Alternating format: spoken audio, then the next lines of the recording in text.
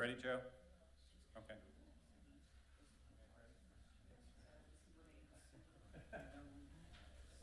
Good evening, everyone. Thanks for joining us. Welcome to St. Louis Public Library Central Library.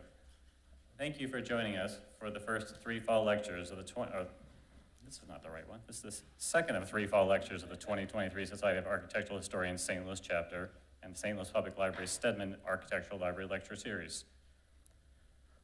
On behalf of the St. Louis Public Library Steedman Architectural Library, we are pleased to continue our collaboration with the Society of Architectural Historians St. Louis chapter and host this lecture series. Before we begin, we ask that you all please mute your devices. Should you have any questions, please hold your questions until the conclusion of Meg's talk. If you're joining us via Zoom, please type them in the Q&A section. After our talk tonight, we'll pose your questions to Meg Lousteau if time allows. And now I'd like to introduce John Gunther, FAIA-LEED-AP, an architect who serves as president of the Society of Architectural Historians St. Louis chapter. He will introduce our speaker for this evening's talk. John?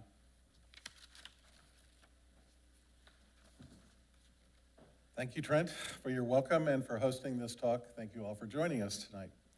Please know how appreciative we are to the St. Louis Public Library, Steedman Architectural Library, for our continued collaboration for our lecture series. It is wonderful to be here for our second in-person lecture in our fall lecture series. Trent, we thank you for making all the arrangements to host us in person once again. It is now my privilege to introduce our friend and colleague and tonight's speaker, Meg Lousteau. Meg Lousteau serves as the director of the Cultural Resources Office of the City of St. Louis. Her career in preservation has spanned nearly 3 decades, most recently in Houston, where she worked for the National Trust for Historic Preservation, as well as Row House CDC, an affordable housing nonprofit in the historic 3rd Ward. The bulk of her professional life, however, has been in New Orleans, where her family has lived for 5 generations. There, she worked for 3 of the city's preservation nonprofits. After serving as assistant director for the Preservation Resource Center's Operation Comeback program, she became head of the Louisiana Landmarks Society. Her last 10 years in the city were spent as executive director of the Vieux Carré Property Owners, Residents, and Associates, an 85-year-old nonprofit advocacy group that preserves and protects the French Quarter as a neighborhood. In those roles, Meg gained valuable experience in advocacy, land use policy, governmental relations, community engagement, state and municipal governance, fundraising, and tourism management. She served on numerous boards and committees and has presented at a variety of conferences and public meetings. Meg has a bachelor's degree in architectural studies from the University of Texas at Austin and a master's degree in urban and regional planning from the University of New Orleans. She has renovated over 24 homes, including 2 of her own, an 1890s Eastlake Victorian shotgun and an 1840s brick between post Creole cottage in the Tremé neighborhood, where she was a founding board member of the Neighborhood Association. Fascinated by her new city and its architecture, neighborhoods, parks, and cultural offerings, Meg spends her free time exploring St. Louis's nooks and crannies, gardening, and working on her 100-year-plus-year-old house. Tonight, Meg will talk about when bad things happen to good buildings. Meg Lousteau has been chronicling regrettable renovations since the 1990s, when she worked as a preservation nonprofit in New Orleans. Inspired by well-intentioned mistakes, she began collecting examples of bad things and eventually created a much-loved eponymous workshop. The audiences included preservationists, architects, and contractors, as well as both veteran and would-be renovators. Part best practice, part forensic architecture, and part entertainment. The goal was, and remains, to impart respect for the wisdom of historic building design and materials. And now, please welcome Meg Lousteau as she presents When Bad Things Happen to Good Buildings. Meg?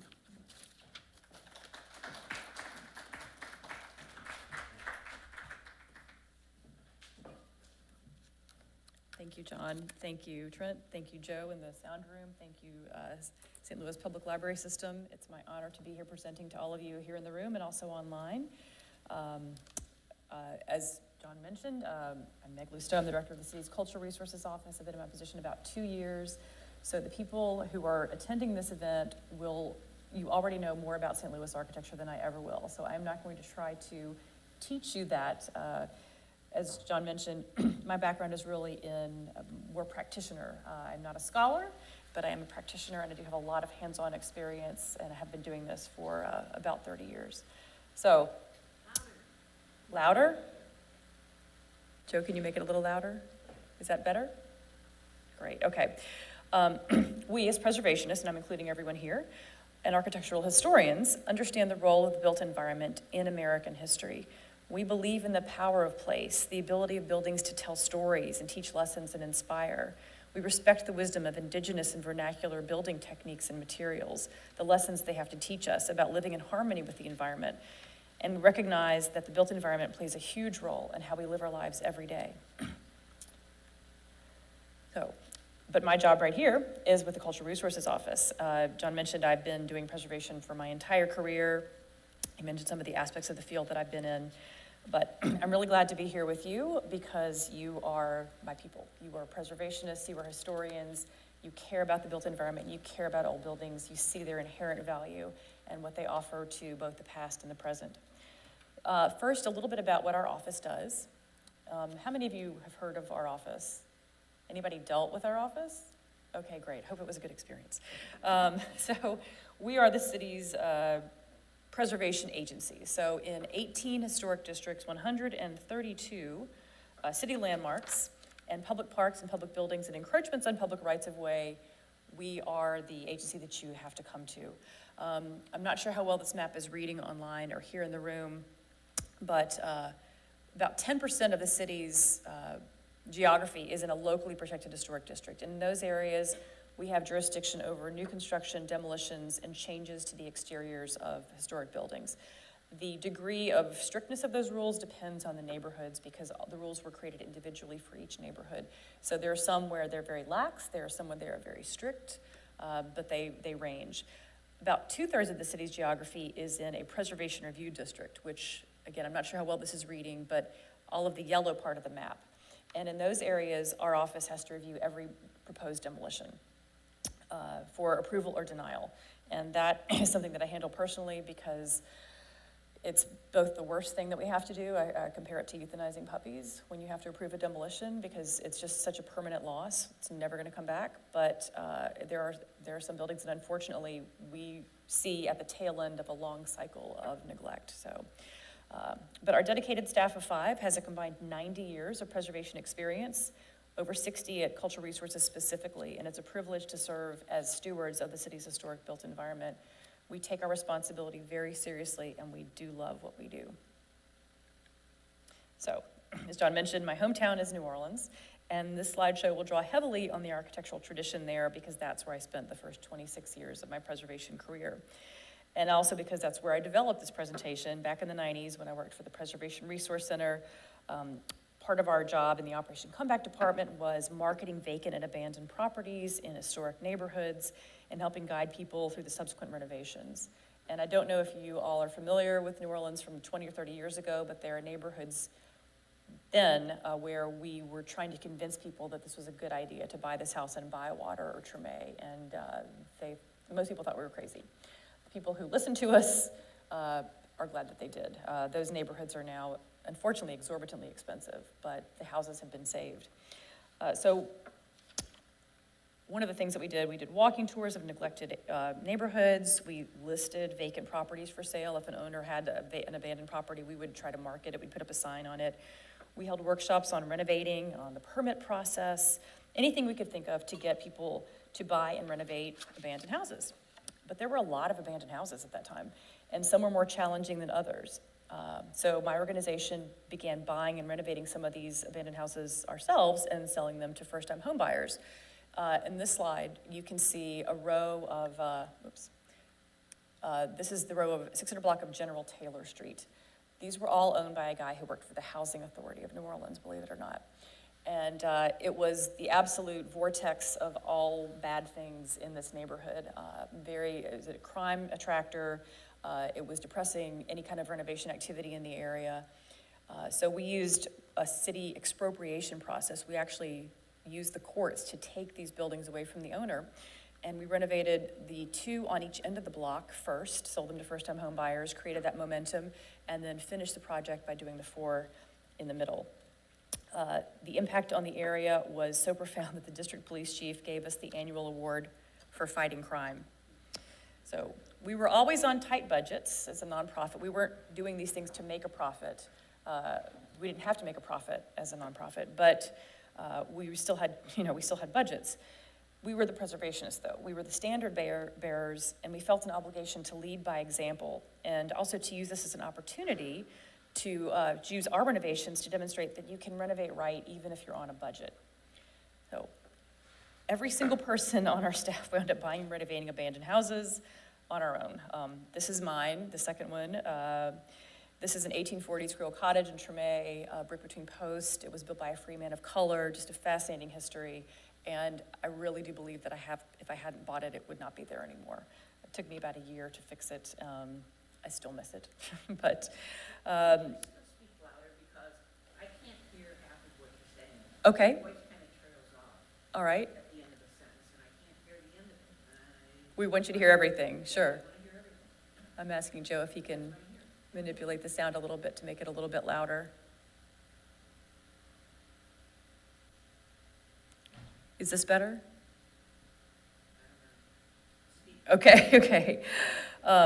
So, because we did our own renovations, because everybody on staff did renovations, we gained the added level of experience that you can only get when you're doing, your own projects, because when you were on the financial hook. So walking that walk allowed us to connect with much more directly with would-be renovators. Okay. Double mic'd. How's this? Joe, should I lean into this one or just right in the middle? Okay. It's better. All right, great. The other one was better. No. When you finally turned it up again, that was better. Okay, I will try to just speak more loudly. How's that?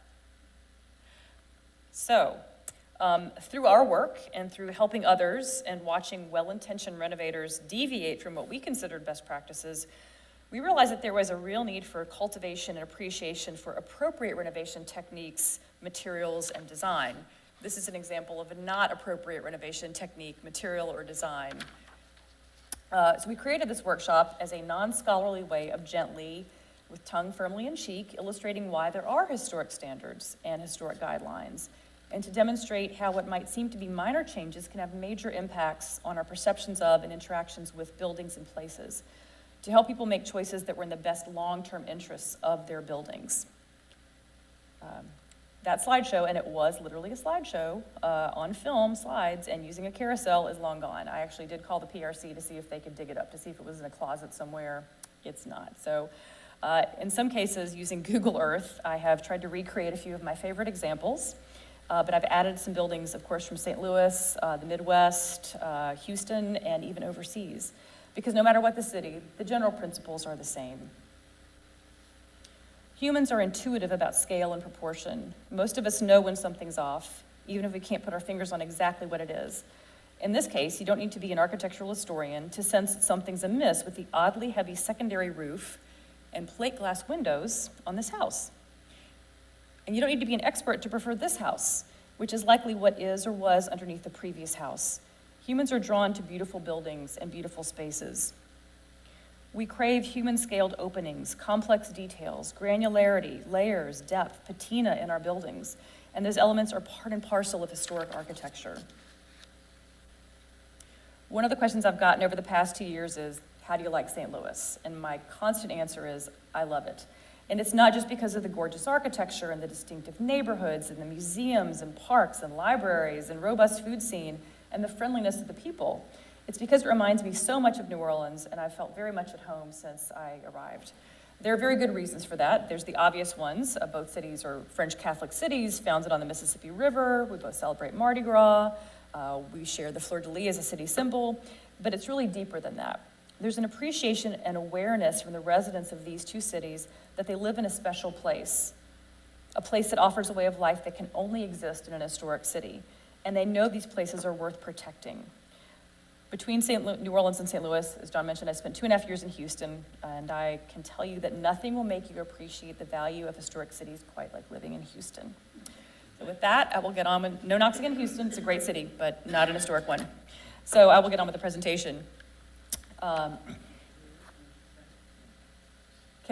Is the sound okay? No?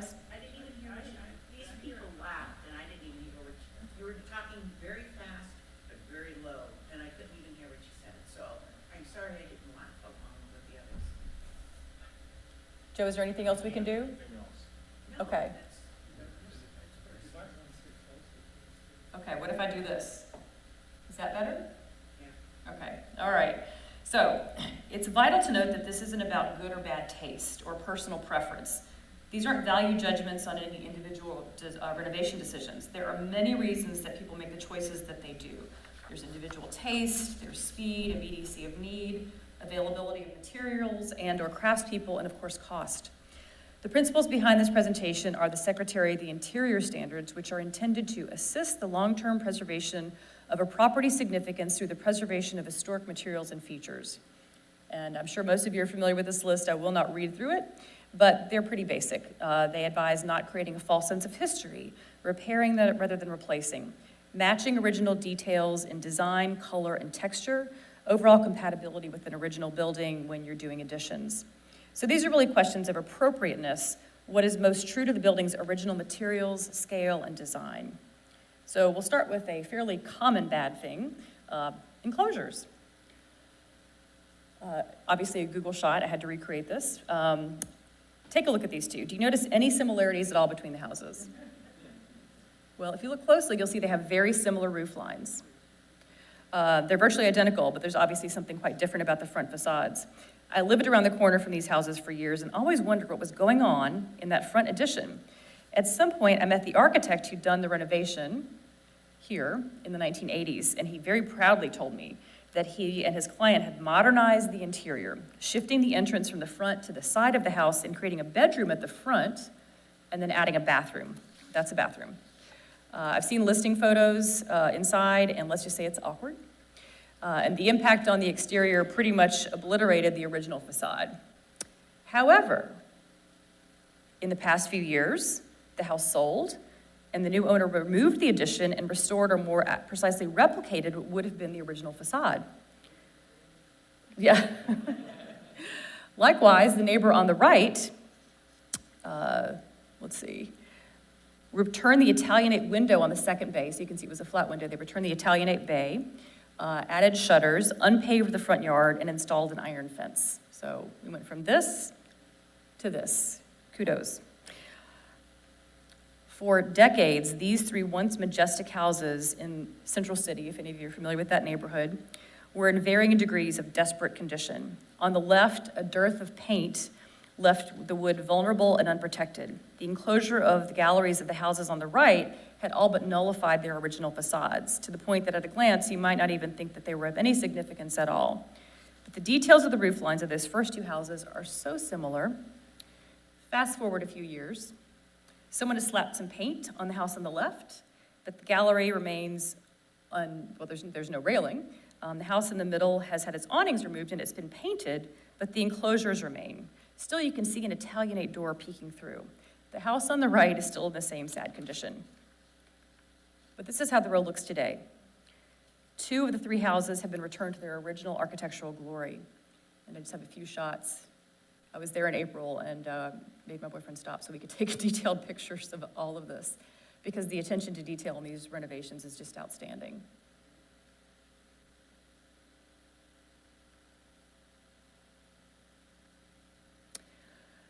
The house on the right awaits its big reveal, but as with the other two, you can see some details.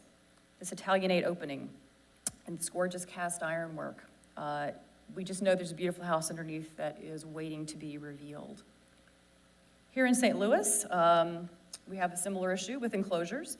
This is what I believe is a former corner store in Carondelet.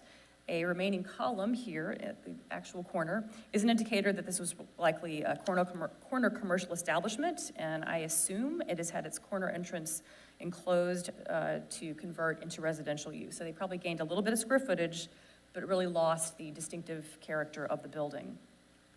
Not far away, a similar situation, another former commercial establishment has lost what were likely display windows, and those spaces have been filled in with siding and smaller windows, probably also for a conversion to residential, but the architectural integrity of this graceful building's facade has been damaged, for now at least. The good thing about enclosures is that they're usually fairly easy to undo. Here's an example of a charming bungalow that's had its front porch enclosed. No doubt the owners have more living area, but it's at the expense of the brackish space that was the porch, the space where occupants could exist in the in-between worlds of public and private. This is a local example. Now, this is not the same building, but the bungalow on the left, as you can see, has had its porch enclosed and its orientation changed. So this is the front door now. And the result is that the porch columns have become odd pilasters on the front facade, and the imbalanced window is a little awkward. The decorative element on the right is probably an attempt to restore some visual balance. But the house on the right retains its original configuration and the balance in the interstitial space of that front porch. This house is a part of its streetscape and part of its community. This is more of a puzzle. Again, not the same house, but we're trying to find a good version of a bad thing. This has been kind of a puzzle to all of us in the office. We've had several theories as to what's going on here. Someone suggested that this was like a chairlift, but then we realized that it would have to put you out on top of the sloped roof to get you here, to get you into, I guess, the second floor. So we're really not sure what's happened here, but it's a jumbled, confusing elevation that detracts from what was a handsome and well-proportioned facade. Doors are another common inappropriate change as we see renovators exchange old doors for new. Here, an owner replaced 3 presumably original doors, 1, 2, 3, with solid panel all-white doors. Lost is the visual permeability offered by the glass, the distinctive hardware, and the luster of wood. These vinyl doors can't really be painted. Well, they can, but they'll peel, and so we're just destined to remain stark white. However, we worked with a new owner to remedy the situation, and now the facade is graced by 4 wooden half-glass doors. Do you think the building was originally 2 townhouses, or do you think it was originally a 4-family? I would actually defer to the people in this room on that, but my guess is a 4-family.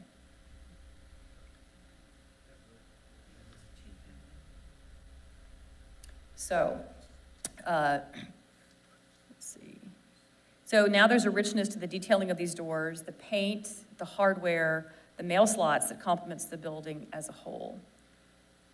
Here we have an infill door, and this is a very common renovation problem because historic houses generally have higher ceilings and larger openings, and modern doors that you can go buy at the hardware store are not designed to fit these places. So we can discern the original opening, likely a door and side lights with transom, but they have put it as a much too small door and have had to infill the gap with some sort of T111.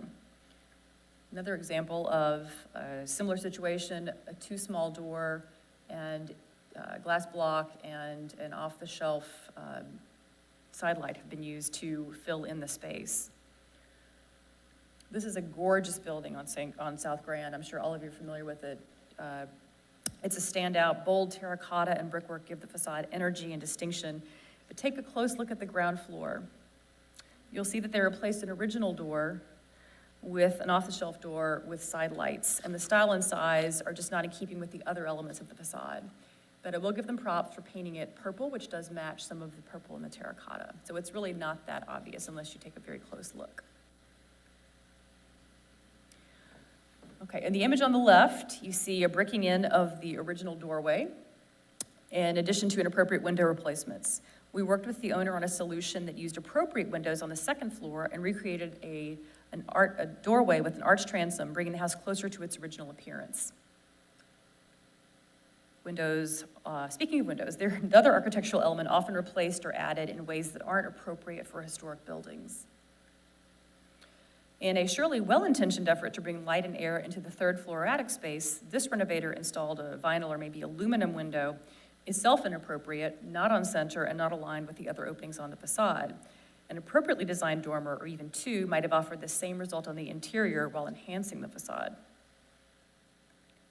Like so many classic brick St. Louis houses, this one once had 4 windows on its facade, and if you look closely, you can still see the toothed-in outlines of those original openings. Why the replacement with a single horizontal window on the first floor? Maybe the ceilings were lowered, maybe they just modernized. Regardless, the balance and verticality of the original facade has been lost. St. Louis buildings have such incredible brickwork, particularly around openings, and window sashes were often custom built to fit these openings. It's not easy to replicate those specially made windows, which is why renovators sometimes opt for a plan B. In this case, what had likely been a wooden double-hung window with an arched upper sash has been replaced by a vinyl double-hung window with a half-hexagon upper sash. It's not terrible, but you can see that there would have been an original lovely arched opening, arched wood window here. Here we've got a large apartment building where the landlord replaced or enclosed every single window. So what was once a stately building is now a mishmash of rich red brick and stark white aluminum siding pockmarking the facade. Here's what a similar building with original-sized openings looks like. This is obviously a different type of building, but you can see that the windows, the original openings are there, the proportions are there, and it really works as a whole. In this case, the original windows have been removed, and the replacement consists of 3 separate windows, none of which properly fits the opening. The saddest part is the upper transom window, which had to be recessed from the facade because it doesn't come close to fitting the opening. So you can see this, it's not in the same plane as the 2 lower windows. However, CRO staff worked with the owner of this house, and the result is a new set of windows that honors the brickwork and fits the opening. Now, my international example. I'm a member of several Facebook pages and Instagram pages that, let's just say, pick up mistakes from around the world, architectural mistakes. And this one is from Russia. So I know nothing about Russian architecture, but I do know that what happened here is a bad thing. So these windows, and the question is like, why? How could this have been cheaper than whatever else they were contemplating? It really doesn't make any sense whatsoever. So perhaps one day I'll figure it out. So proportion. Proportion is a system of measurement used to create harmony and rhythm between a building and its constituent parts. That's unfortunately not what went right here. Perhaps this renovator decided to make use of the attic and wanted light and air, much like the dormer I showed earlier. Dormer windows were an understandable solution. The problem is these dormers are not in proportion to the rest of the house, and they look dinky. Well-sized and well-proportioned dormers would have enhanced rather than detracted from this 1850s cottage in Faubourg-Marigny. Sometimes bad things are just poor design choices, as seen here in new construction. The insides and outsides don't really line up, as evidenced by the window on the side indicating that the first story ceiling and second story levels are well below where the roof line suggests they should be. The ratio of solid to void is much too high. There's just way too much blank space here. Again, even a casual viewer is likely to pick up on something being off about this house, even if they can't pin down exactly what that wrong thing is. Now, this is a personal favorite and a veteran from the 1990s in the Irish Channel neighborhood. Sometimes bad things are the result of renovators making changes to the interior that are inconsistent with the building's original floor plans or even its construction. That's what happened here. The renovator wanted more square footage, so they decided to make the attic space living space. The only way to do that was to lower the attic floor and therefore the first floor ceiling. The result is a hodgepodge of shortened doors and windows, the gaps filled with T111. I am not sure what methods were used to address the compromised structural integrity, but I would want an engineering report before moving into this house. So, cladding. Why do people cover up original materials? At first glance, this house in Carondelet may not look like much. Vinyl siding, vinyl windows, awnings, suggested mid-20th century building. But if you take a closer look at the roofline, you can see corbels peeking out above the facade, suggesting that there's a late 19th century, 3-bay Greek Revival house lurking behind these modernish materials. Driving past this building in South St. Louis, You might just give it a glance and think it was another newish storefront with ephes or skim coat and metal windows. But if you look at the cornice, you notice an ornate terracotta cornice, an element that hints at what is or was underneath. Now, St. Louis was my first experience with permastone and all its cousins. Didn't really know about it until I got here. Permastone salespeople were clearly out in force in St. Louis, and this once magnificent red brick building has had its whole lower level clad in permastone, perhaps to address or cover damage to the original facade. But the result is a jarring discrepancy of materials and corresponding loss of original fenestration on the ground floor. I could show it. I couldn't show it to you on a map. I just know where I took the picture. I don't have that granular knowledge of the St. Louis geography yet to be able to remember. A lot of times they put that permastone on there just to modernize it for the 1950s. Yes, I'm sure that the permastone salespeople did a great job of explaining why this was the wave of the future, and a lot of people bought into that. Sometimes it's a rather brutalist expression of permastone. This one I find a little charming, but I guess what I would love to know from you is, does permastone protect the brick? In other words, can you take the permastone off and have a solid facade underneath with minor repairs? Okay, I guess it just depends on what you were covering up in the first place. I think it depends on how you attach the permastone. Mm-hmm. I have seen buildings or known buildings that you cannot take it off without completely rebuilding. Destroying the brick. That's unfortunate. But it's not just permastone. Some people want to cover brick with vinyl siding, which is a complete mystery to me. But here we have photographic evidence. And he's not alone. So these are examples of, classic St. Louis house types, the two-bay or the single-bay dormered mansard roof with a side entrance. There's a delicacy and an intricacy to these facades, but sometimes people do this, and they cover them up, and I don't understand why. I ask myself why. But I've found numerous examples of these all over town.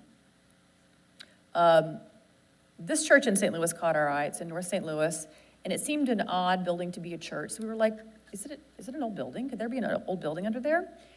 We asked that question because it suffered some damage last year, and this photo was on one of the websites, and we saw, I don't know if you can see it well here, but this is brick, and this appears to be masonry relief here.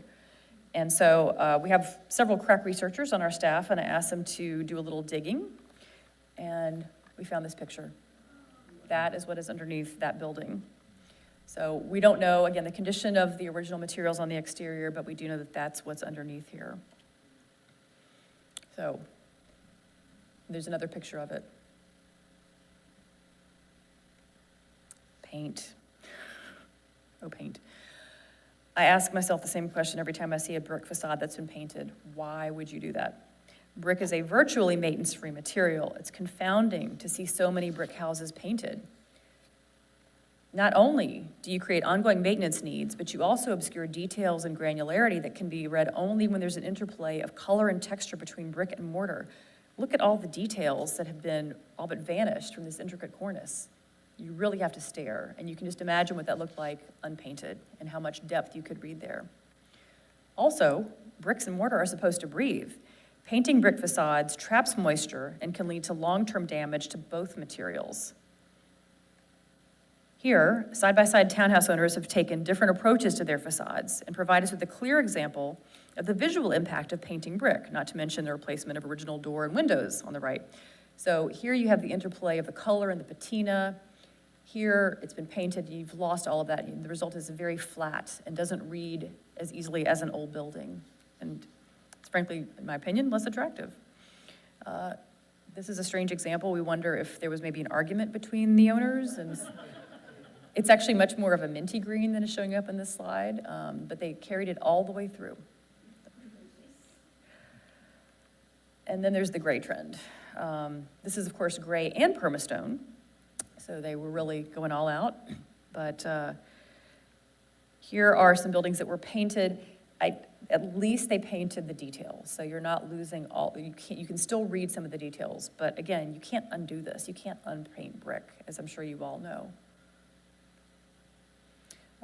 This is a really unfortunate one. In the magnificent house, we think it may have been a rectory or somehow associated with the church, has had its rich detailing all but erased with paint and gray paint, which really suggests concrete more than brick.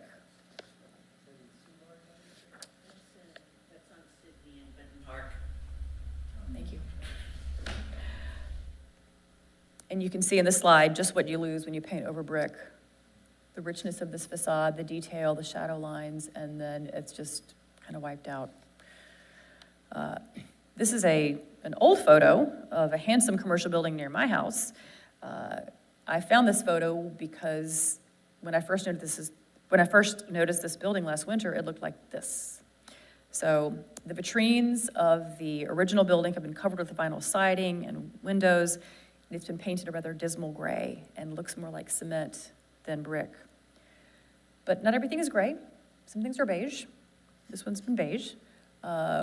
We also have orange. This one is a recent example. This house just came on the market. Interesting color choice. Here's the house as it appeared just a few months ago. But then somebody bought it and renovated it. Yeah, it looks like someone took a giant Sharpie to the facade. Every iota of detail, save the water table, has been stamped out. And you can see here just what's been lost due to this ill-advised and irreversible paint job. This is a building in one of our local districts where historic standards prohibit the painting of previously unpainted brick. The owner of this building said he did not know that he couldn't paint it. He was renovating and he wanted to paint it red. So he painted it red. Yeah, it's fire engine red. I don't think the slide is reading as red as it actually is. So again, this cannot be undone. And the best option in this case and other cases is to paint a more compatible color, but you can't unpaint brick. So next category is additions. And from the Secretary of the Interior Standards, new additions, exterior alterations, or related new construction shall not destroy historic materials that characterize the property. The new work shall be differentiated from the old and shall be compatible with the massing, scale, size, and architectural features to protect the historic integrity of the property and its environment and its environment. That's not what happened here. When done with an eye towards architectural integrity, additions can increase living area while complementing or even enhancing the original building. In this case, however, the height of the roof of the addition dwarfs the small-scale Victorian, creating an odd back heaviness to the house. Sometimes additions overwhelm the original structure to the point that the distinction between old and new is lost. Here, the original gabled roof is barely readable under the large second-story addition. This is a lovely masonry warehouse, and I guess the business was doing very well, and they needed to expand, so they built a giant metal warehouse kind of around it. Silver lining here is that the original is still there, and hopefully the blue addition could be removed, and maybe if they needed more space, they could replace it with something a little more compatible. This is painted gray, first of all, and they wanted more space, so they added this second story. If they'd recessed it 10 feet, maybe 20 feet, the visual impact might have been a lot less obvious, but that's not what happened. Now, in this case, the addition clearly reads as an addition, so that's good. That's compliant with the Secretary of the Interior Standards. You can tell what's new here. But where it doesn't comply is that it is not compatible in massing, size, scale, or features. This new third story sits awkwardly atop a fine two-story brick structure, not compatible in any way. This is one I snagged from one of my Facebook or Instagram groups. Beautiful little Tudor revival, charming. I guess they just, again, needed more space. And they took off half and replaced it with kind of a gray box. This one is more facadism than addition, but you really have to look closely to see that there was an original one-story brick building that has basically, they've just cut off everything but the facade so that they could build the three-story apartment building behind it and inside it.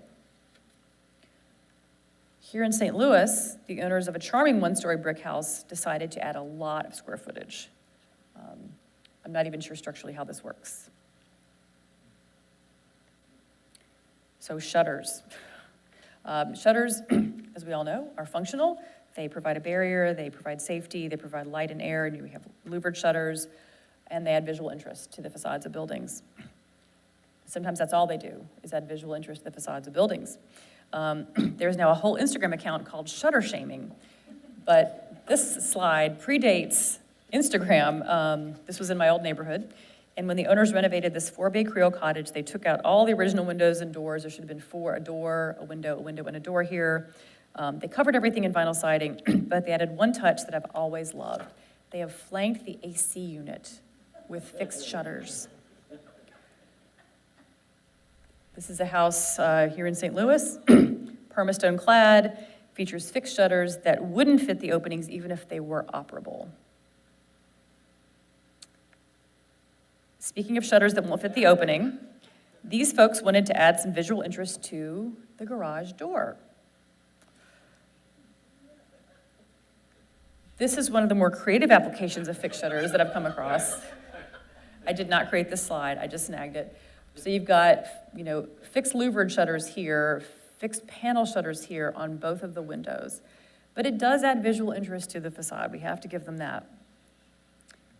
And then here, we just assumed that the owner really wanted to emphasize the verticality of the fenestration. So, next category, disconnections. When architectural elements result in the creation of barriers. Fencing might not seem like a big deal, but the way that we define the line between public and private space and property can have a big impact. I'm sure these folks feel very secure in their house. They've deployed almost every possible means of defensive building elements, burglar bars, roll-down shutters, and opaque fencing. But the effect on the streetscape, especially because of the fencing, is one of withdrawal from the neighborhood. Likewise, this fence and driveway no doubt provide the inhabitants with a sense of privacy and security, not to mention off-street parking. But they've cut themselves off from the street. In historic neighborhoods, especially those where porches are prevalent, there's a conversation between the public and private realms. When you install an opaque fence, you end that conversation and you create a blank spot where there was once a relationship. Speaking of parking, the paving of front yards for parking has a similar but perhaps worse effect than fencing. Not only is the intermediary space gone and replaced by concrete and cars, but now there's an element of physical danger with numerous cars crossing pedestrian paths. There's lots of reasons to object to front yard parking. It's unsafe because of the danger to pedestrians. It's ugly. It actually has been proven to lower property values. It leads to flooding. And it's expensive to taxpayers because all of that runoff goes into the public water systems and sewer and drainage systems. So, not good. Now, when bad things happen to vacant lots. This is a feature I started to highlight inappropriate and often jarring new construction in historic neighborhoods, most often occurring where there is no design review. Now, this was well-intentioned. Like, I want to give this person a B+ for trying. But you can see what the inspiration here was. The classic 2-bay brick shotgun, so common to St. Louis neighborhoods. But it just didn't achieve the mark. It's possible to do historically inspired new construction that is not a replica, but the keys are proportion, properly scaled fenestration, solid to void ratio, and dimensionality. The facade of this new house exists in a single plane, where the old house has shadow lines and depth and texture. Even with these same materials, the new house could have gotten closer to what it was trying to achieve just by virtue of larger windows, taller windows, and some detailing at the cornice. But instead, it just reads blank. There are numerous examples of good new construction, and I wanted to throw this one in. This is from here in St. Louis. It's a precious brick home, new construction, and this is affordable housing.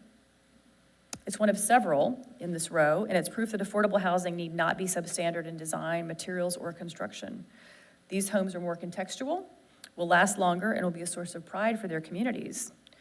In this case, these were loosely based on a common house type here in St. Louis. This charming row down in Carondelet was clearly the inspiration for that one. Now, this is back in New Orleans. 3 of these houses came close to being good things that happened to vacant lots. They have high ceilings, deep galleries, and substantial columns. They don't look like they're made out of cardboard, but one of them does. And you can see their inspiration. Double galleries, high ceilings, columns, But in this case, in the house on the left here, something went terribly awry. There is no double gallery. There's an odd recess for parking that looks like it's very hard to get in and out of your car in. The 2 doors and 1 window bear no positional relationship to one another. And the material, I'm not even sure what it is. It's a strange assemblage of panels that is in no way contextual. Also from New Orleans. You may be asking yourself, did someone mess with the aspect ratio on this slide? Did I stretch it too wide? No, this is what it looks like. This is probably what they were going for, a graceful 3-bay double gallery house. And they were close. They have double hung windows, they have operable shutters, and they have a substantial cornice. But the columns are a little too thin. The dental molding in the cornice is very awkward. And the biggest sin is that the floor to ceiling height is way too short. You have no room to go. Now, these are inexplicable. I literally don't know what these buildings are, but they are in the same neighborhood as those beautiful Italianate houses that I showed at the beginning. The fact that I can't tell what they are is kind of evidence that they're badly designed. Maybe they're Airbnb, we're not sure, but they kind of look like several trailers were just put on top of each other and then wrapped with some kind of weird siding. But they are quite unfortunate. And there is no design review in this neighborhood. There's no design review. So they didn't have to get approval from anybody. As long as it passed building code, then they could build it. Now this one I threw in just for y'all today. This is from Houston. And I thought that architectural historians would truly appreciate the multitude of historic references on this one building. It's got fan windows, Corinthian columns, Doric columns. Well, kind of Doric. If you look closely, they don't actually terminate in anything. It's got a cupola.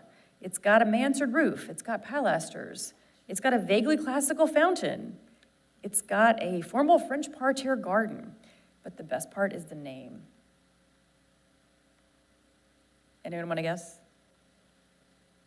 It's the Renoir. What did you say? The Renoir. Oh, the building's called? The building is called the Renoir. I see. And I- where is it? It's in Houston. It's in the Montrose neighborhood, if you're familiar. I actually thought maybe there should be a contest for architectural historians to write a description of this building, because I would love to read that. It's lofts. The inside is so completely divorced from the exterior. They're very modern, just, 20-foot ceilings. It's bizarre. But clearly the developer just said, I want something classic.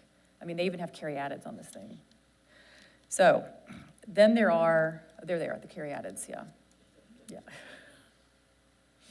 caryatids are on that same building? Yes, I'll show you where they are. They're right Yeah. here. Wow. And, It's classy, it's very classy. Then there are obliterations, when you just can't tell what happened, or at least not at first. In this case, this is just an awkward-looking 1970s apartment building, right? Nope. These buildings were born as twins. The one on the right, underwent a circa 1970 upgrade and got a mansard roof, permastone, and some new doors. I've had semi-contests in the office, like come up with a great bad thing for use in this slideshow, and one of our staff members brought me this, and I was like, I said old buildings that had been badly renovated, and she's like, I knew someone who lived in there, and there were hardwood floors and high ceilings. I know this is an old building, and I challenged her to go find a picture of the original building, and she did. Yes, I was skeptical, but it is the same one. Some of you may know this house in South St. Louis. This once grand home has had its doors and windows replaced, its bracketed cornice covered in vertical siding, air conditioning units just carved into the walls. We found a newspaper clipping from 1945 stating that 2 brothers were fined $1,500 for violating the War Production Board regulations for remodeling the building into an 8-unit apartment. We can't be sure what it once looked like, but it was probably something similar to this. Yeah. So perhaps it could be returned to that someday. Now this is the pièce de résistance in a very unfortunate way. Precious Victorian house somewhere in the Midwest, lots of awnings. It's simple, it's honest, but it's got style, it's got flair. But the new owners wanted more flair. And that is what it looks like now. Yeah, it's hard to believe this is the same house, but it is. There's the porch. They did add a porch. They had wraparound galleries. They added a lot of stone, or maybe it's permastone. I'm not sure what the material is. No, this is somewhere in the Midwest. But there's really no indication anymore that there is an old house underneath all of this. It's really shocking. So there are bad things that happen to good buildings, but there are also worst things. And demolition is the worst thing. When we lose an old building to demolition, we lose its materials, its craftsmanship, its embodied energy, its ability to tell history and connect us to our shared past. Once an old building is gone, it's gone forever. There is no getting it back. So we always want to avoid demolition whenever possible. But I want to end on a happy note. Here's a series of photos showing why we shouldn't give up on buildings that might not be considered worthy of renovation or even of keeping at all. A little bit of sleuthing, a bit of forensic architecture often reveals historic buildings underneath it all. With patience, good design, and careful work, even bad buildings can be made good again. That's all I have. Thank you so much for your attention. This is the same building. Does it look like the photo on the right now? Yes. Oh, okay. This is the progression. I didn't know if they turned it from that. No. No, this is the good news. Went this way, not that way. So, So much, man. That's great. If I had any questions, just shout them out. I mean, we have plenty of time for that, for Do questions. people, how often do homeowners come to the CRO versus you giving them a call and saying you can't do X, Y, and Z? well, we advise everyone to come to us first, and we get a lot of calls for people who are unsure about what they can and can't do. But unfortunately, there are projects that begin without proper permits. I will say that if you try to get a permit in the city of St. Louis and you're in an historic district, that permit will automatically be routed to us. So you really should be notified proactively before you undertake work if you're doing work that is legal and permitted. That said, there are people who are genuinely uninformed, and maybe they engage with a salesperson from a company who genuinely doesn't realize that windows in Soulard, for example, are tightly regulated. So we do deal with a lot of people who have already begun work that is inappropriate or incompatible with the local standards. We always try to help those people. We're not trying to zing anybody or get anybody, but there are some cases in which the way the neighborhood standards are written, we simply can't say, we understand you're in a terrible predicament or that you got, bamboozled by a salesperson. We have to, under the ordinances for that neighborhood, have to deny that, and then they can make their case to the Preservation Board and explain what happened. Preservation Board has a lot more leeway to grant an exception to the standards than we do at the staff level. But we do try to educate people. I got a call today from some guy who was asking the same question you're asking, like, do I need this kind of permit? Is this part of your area of review? And I thanked him for calling in advance, and he said, well, I did something in a historic district once, and I was out a lot of money because I didn't know I needed this kind of permit. So the word does get out, but we are trying to be more proactive, both in the neighborhoods and in other parts of town, to let them know what the benefits are of being a locally protected historic district. In fact, we're talking to a neighborhood in North St. Louis right now that has expressed interest in becoming the next locally protected district, and we hope that that's going to work out because we would love to be able to help preserve the character that's there right now by regulating or guiding new construction, which is almost certain to come in this part of town. Yes, ma'am. Is there any kind of enforcement arm when people do bad stuff, especially in a historic district? I mean, can you, legally, is there something your office can do to make them stop and turn around and do it the right way? Because so many times I live in Soulard, and so many times people have gotten away with doing stuff that is really horrible. It's really bad. Well, it's always unfortunate, but it's extra unfortunate because someone else sees the bad thing that's been done or the inappropriate thing and then assumes that they can do that.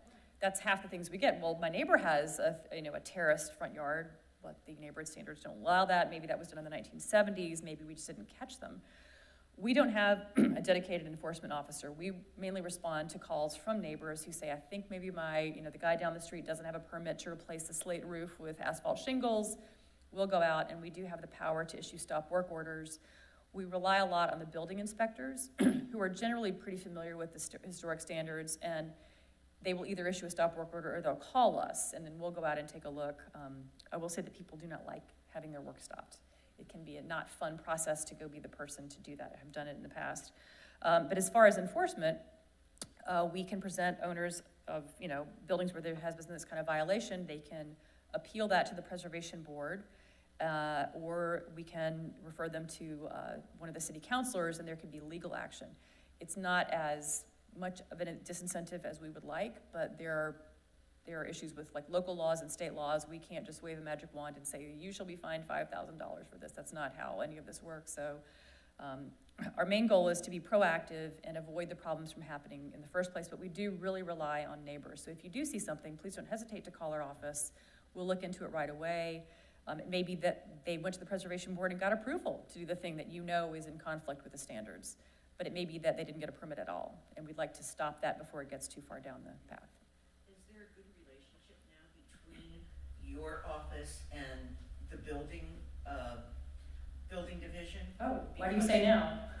Pardon? Why do you say, is there a good relationship now? No, there. Because in years past, there was not. The building inspectors called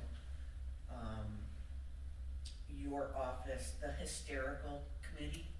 I've heard that before in my career, yeah.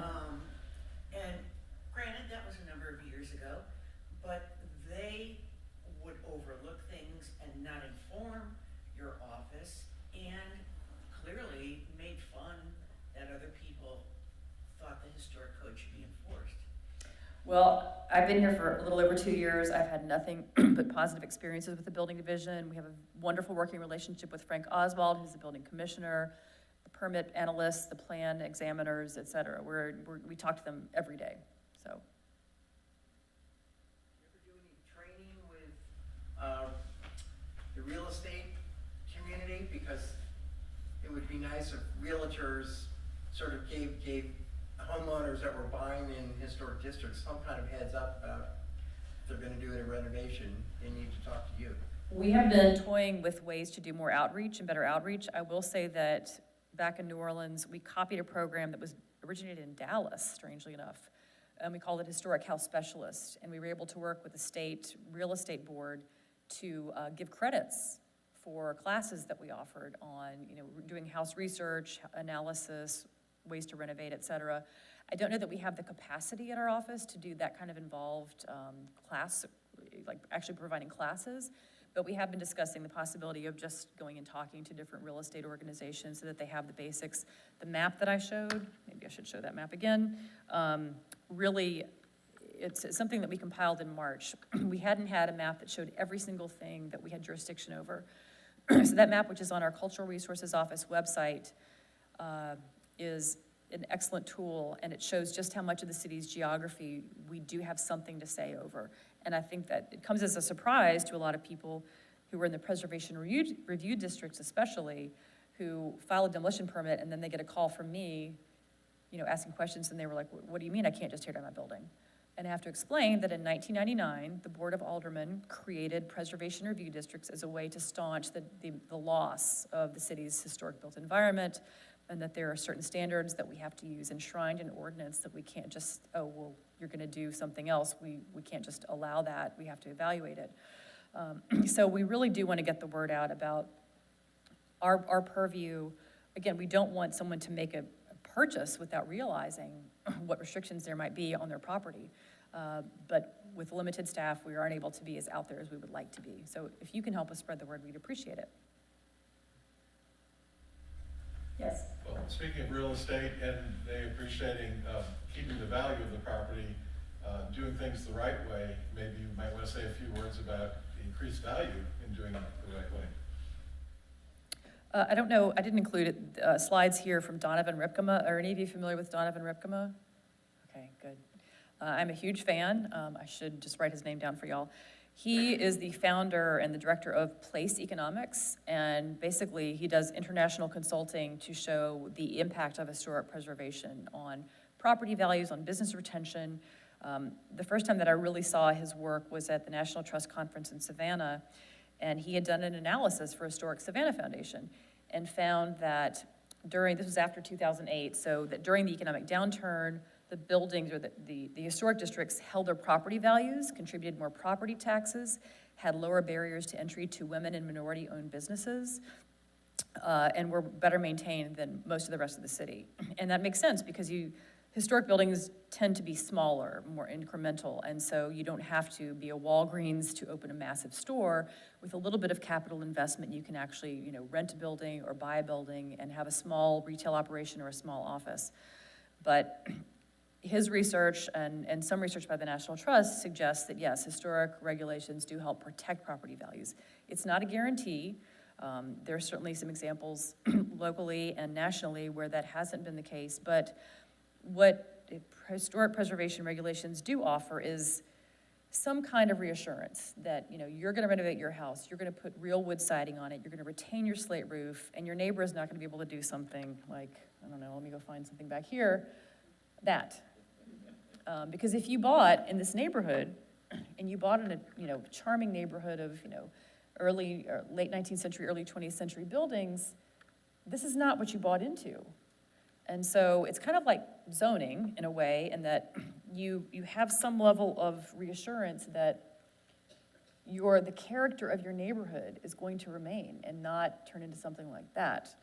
I think those of us in this room and online really strongly appreciate what the richness of life in an historic neighborhood.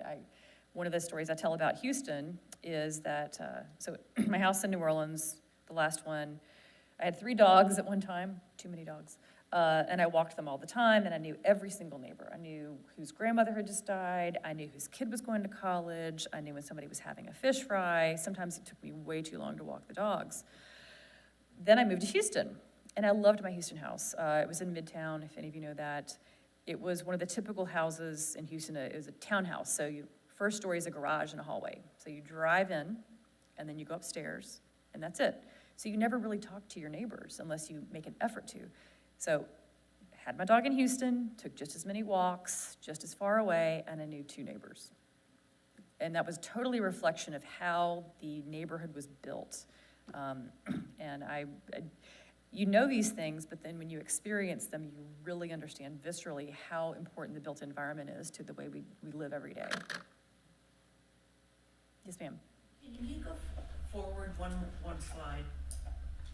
That is in Soulard, Okay. and believe it or not, that was renovated to look like that within the last 20 years, easily. It didn't look like the original photo at all at that time. They put this mansard roof on it. We insisted they have green grass or some kind of lawn in the front, and they put the parking spots instead. That's the kind of stuff that has happened in the past. Mm-hmm. Even when the neighbors get together and say we don't want them doing something that looks like this, and it still happens. I hear some frustration in your voice. How can we prevent that? Well, that's a really good question. I think the most important thing is to make sure the right rules are in place in the beginning. And I don't know enough about the zoning code. I knew everything about the zoning code in New Orleans to a crazy degree. But I don't know if can you have parking in the front? Is that prohibited by zoning? Is it allowed? Is it allowed in certain zoning districts? Are there reasons that is allowed? I would say that it's not allowed there. And none of us know how they got away with it. I mean, clearly, the historic code has been in place for much longer than. Right, the historic code may not address parking in the front. That would be a zoning question. Well, I mean, just the roofing answered roof. Well, that part, yes. The stucco on the front of the building, all kinds, the windows are way too small, everything about the thing is wrong, and still it got through, at that time, it got through. And you're certain that the historic district regulations were in place when this renovation happened? Oh, absolutely. Soulard was probably the first neighborhood that had them. Soulard and Lafayette Square, I think, were the earliest. But I obviously can't speak to what happened 20 or so years ago. I can't imagine this was approved at the staff level. I don't know if this was an after-the-fact thing that went to the preservation board, if they went to the board and said, we want to do this, that's hard to believe as well, or if it just happened and nobody caught them, but this definitely wouldn't comply. They always figured just whoever owned it knew somebody, and. Well, that's not how things happen now.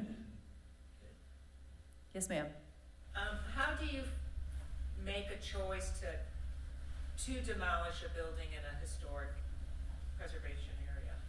Very good question. So again, there's the preservation review districts, but that is the underpinning for most of the preservation or the demolition standards that we do in every one of the neighborhoods. The first criterion that we look at, and again, this is all in ordinance, is there a redevelopment plan for the area that calls for the demolition of the building? And if that's the case, then we have no jurisdiction. We just have to let it go. That's happened a couple of times. Then we have to look at the architectural significance of the building. According to our code, it's high merit, contributing, and then non-contributing. And there's a variety of ways that we establish high merit or non-contributing. If there's a National Register district and it's mentioned in the nomination, then we consider it merit or contributing. It may go into that much detail in the nomination. And sometimes it's just obvious, even if it's not in a National Register district, that it's, a high merit building. Then we look at the condition of the building, and if we believe that the exterior walls are capable of supporting their loads for 6 months or more, then that is sound. That's the definition of sound in the ordinance. None of us are structural engineers, none of us are even practicing architects, but that is what the code allows us to do. We then consider the reuse potential. Is there hope for this building in the future? Is there any chance that it can be put back into use? We look at the potential loss of the building on the block or streetscape, like, is this a perfectly intact block and this will create that missing tooth? Or is this the last house on the block and this is really, unfortunately, not going to make much of a difference? And then we consider subsequent new construction. What's proposed to go in its place? In a lot of cases, especially with the ones that we just approve at the staff level, there's nothing going in its place because it's in an area where there has been just such a lack of investment for so many years that very sadly, it's not going to happen. And those are the ones where I check with staff because I want someone else to witness this with me. I don't want to be the one deciding this, but those are really hard decisions. But there are lots of examples where the buildings are in good shape or in okay shape. There isn't a redevelopment or there isn't subsequent new construction, or what's proposed to go in place of the building is not equal to or greater than the quality and what's offered in the current building, which is also part of the standard. So it's a matrix and it's not quite that clear. A lot of it is back and forth, and some of it is somewhat subjective, as are all of the preservation regulations to a certain degree. We try to make them as clear as possible, but if any of you have any experience reading historic district guidelines and then applying them, you will understand how it's just not possible to contemplate every possible situation. So we do our best to be fair and equitable, and when it's a judgment call, we usually refer it to the preservation board. Yes, sir. What's the latest historic district that was created in St. Louis? Tower Grove East, created about 3 years ago. And interestingly, they only regulate new construction. So changes to existing buildings, you can do whatever you want. But apparently there was some new construction there that made them realize, like, oh my gosh, like, we don't have any kind of control over this. And that, in my experience, is generally what triggers the creation of historic districts. When somebody builds something that is so out of context or scale, and everyone else in the neighborhood, they just didn't realize. They just thought that everyone would continue to maintain the good taste that they have exhibited in their buildings, and then there's a new construction that catalyzes that kind of action and that demand for some kind of regulation. So I don't know what the building was in Tower Grove East, but I do know that the result is that they have a relatively fresh set of standards that they created in conjunction with our office and the alderperson at the time, and we've enjoyed working with them.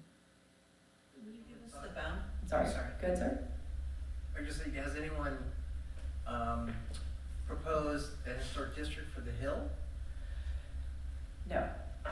And that is a preservation review district.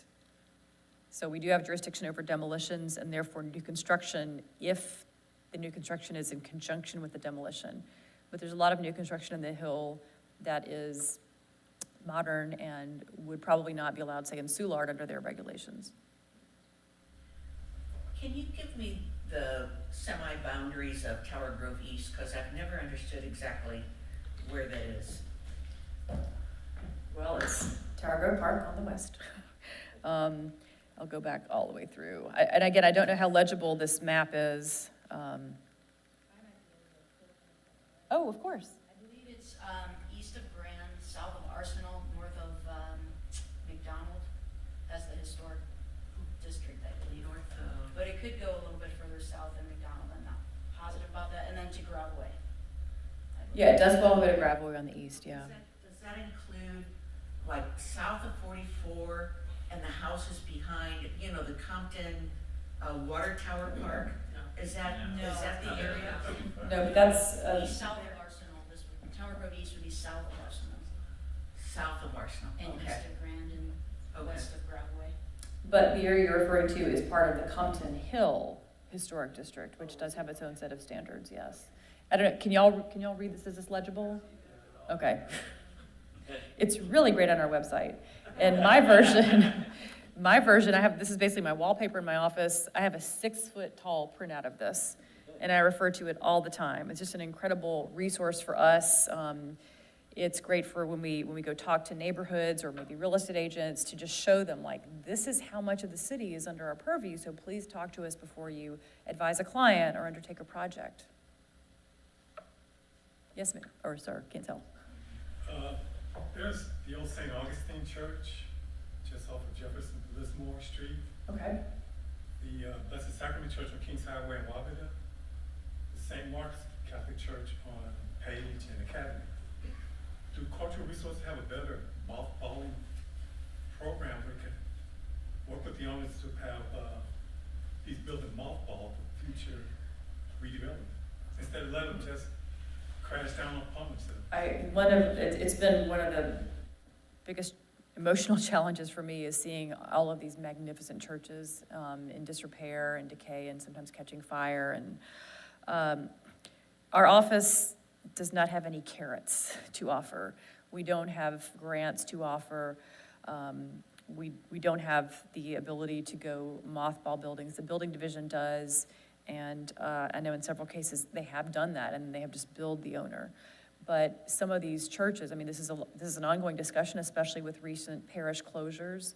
Like, what is the best solution? What do we do with these massive buildings, these magnificent buildings that don't seem to have a lot of other potential uses that are easy? You all know about Skate Laborious in North St. Louis, the tragic fire that happened there. That was an incredible adaptive reuse, really creative use of an old church. I was in the Netherlands a few months ago and went to a Gothic church that has been retrofitted as a bookstore. And I wish I had a slide of it in here. It's sublime. Like, you just walk in, your jaw drops, and you wind up spending $100 on books. So great business model, but not something that can really, speak louder. Oh, I'm short on time. Not something that is gonna work for every single church in St. Louis or really anywhere. So I don't know. It's definitely a conversation that a lot of people are having, and we welcome ideas. And I'm getting the wrap it up message from Joe, so. Thank you so much. It's a great talk. Thank you, everyone, for attending. I just want to give a quick note for next month's talk. On November 28th, Andrew Ramus, local architect and historian, will be giving a talk entitled Charles Eames's Ecclesiastical Work, 1932 to 1936. Hope you can all make it. And thank you for attending, and drive safely. Thank you.